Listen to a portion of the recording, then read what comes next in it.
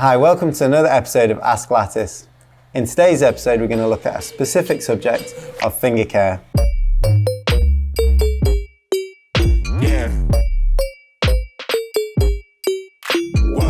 Firstly, I'd like to make an apology that the fact there is some construction work going on outside, so you might hear some drilling in the background. Also, I'm holding a tennis ball, so Finn might try and grab it at any moment. So we're going to look at finger care because at the moment a lot of people are training at home using fingerboards and steep climbing walls. This is going to increase the intensity on your fingers, which could lead to injury if you're not careful.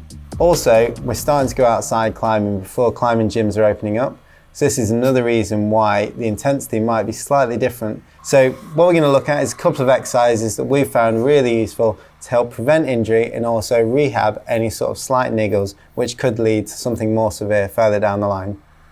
Now, I'd just like to qualify the fact that I am not a medical professional. I'm an experienced climbing coach and worked with a lot of professionals. So these exercises that we've found really useful for our clients, but also what we've been guided through from medical professionals in the past. Great, so first of all, why do we get injured?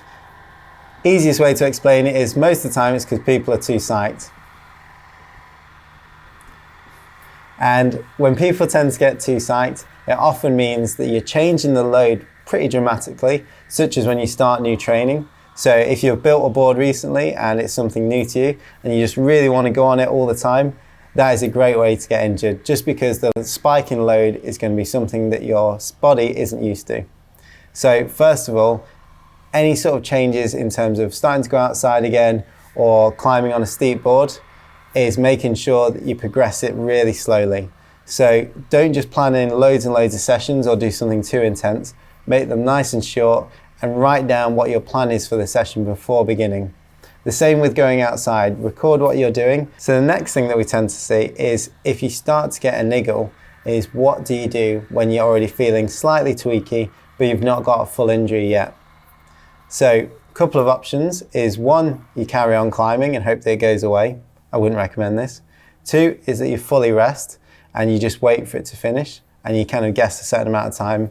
Once again, this is a better option, but I probably wouldn't recommend it.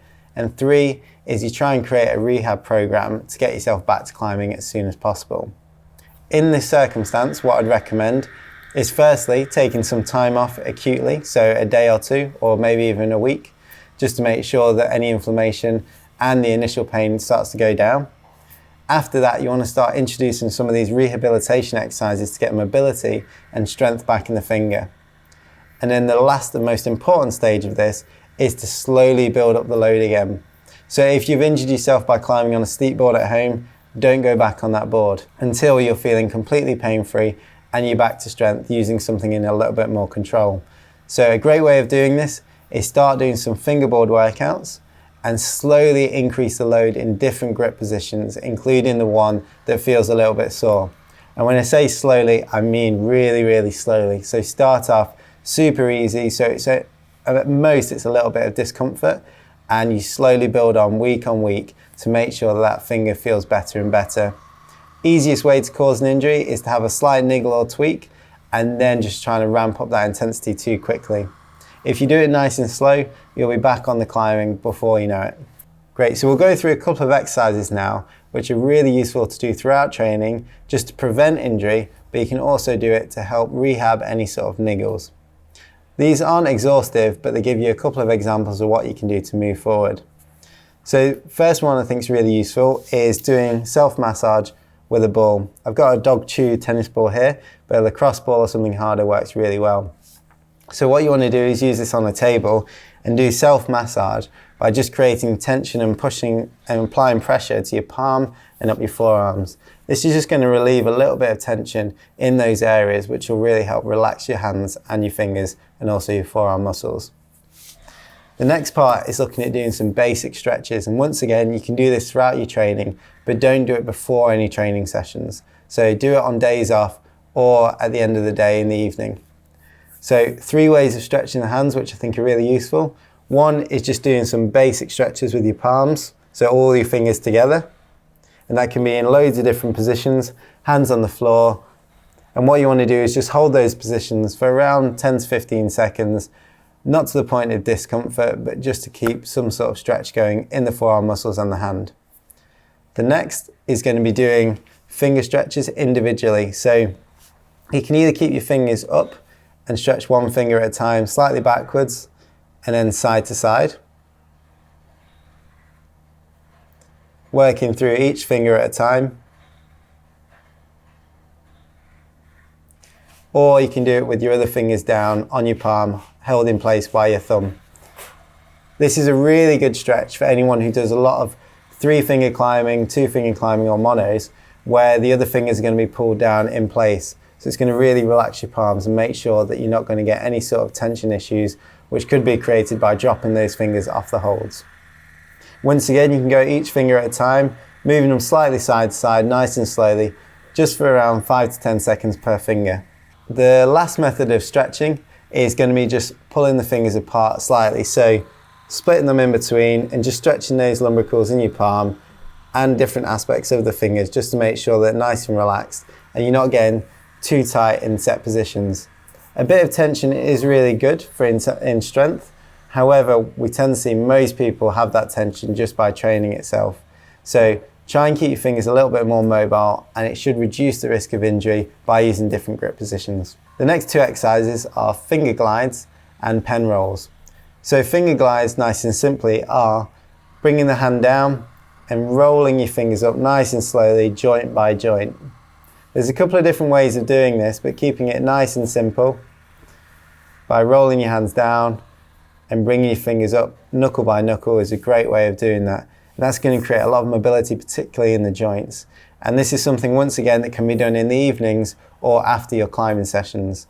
It's a really useful exercise if you've got a niggle already and you're trying to make sure it doesn't get much worse during that relatively acute phase after a couple of days of rest. So doing these finger glides, just doing a lot of repetitions throughout the day on each hand, is a really good way to make sure the joints are safe. Something quite similar is doing pen rolls. So that is literally just moving a pen around your fingers. And what it's going to do is work each finger at a time through a really good range of motion in each joint. You can be doing this all the time, all day long.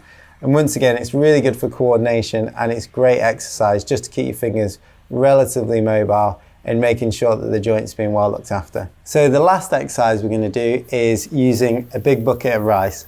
It might seem a bit weird to have this sitting around in your living room, but for me, it's one of the best bits of equipment I've used to help look after my fingers. It might seem a bit odd, but what you're going to be doing is plunging your hands into the bucket of rice and doing different movements against the resistance of the grains. So a couple of exercises are, first of all, doing finger extension, so pushing your hands in, spreading them wide apart, and just doing lots of repetitions of this. I do a couple of sets of 20, and it really helps open up any joints that are quite stiff. Next is going to be looking at doing wrist twists, so grabbing the rice and twisting your wrists around and keeping your fingers apart the whole time. So lastly, we're going to do finger curls, which is grabbing a bunch of rice with your hands inside, and as you pull them out, slowly release the rice that's in your hands, bit by bit, joint by joint. So that's just a couple of examples on how to use this as a bit of equipment. Realistically, you can play around with loads of different hand movements within it, and it is really, really good. Just make sure that you wash all the starch off afterwards, but it does dry your skin out. There's a couple of exercises you can use throughout your training and to help prevent any sort of further occurrence of niggles and injuries. It's something that's really important at this stage if you're doing lots of fingerboarding or steep board climbing and you're starting to go outside more and more. One last bit of advice is to start recording any patterns that lead to niggles or injuries. So that might be the types of training, the types of holds, or the amount of training load that you're doing in the weeks that lead up to any sort of injuries or even just slight niggles. This will start giving you loads of information about what works for you. This might mean that you only do 2 board sessions a week. It might mean that you can't do more fingerboarding than once a week. It might mean that if you start going outside, you need to halve your training load. But if you start to record these patterns and each time anything comes up, look back over what happened in the past, this is going to be the best way for you to prevent any further injuries happening. So stay safe, keep your fingers well looked after, and you'll be able to climb hard soon.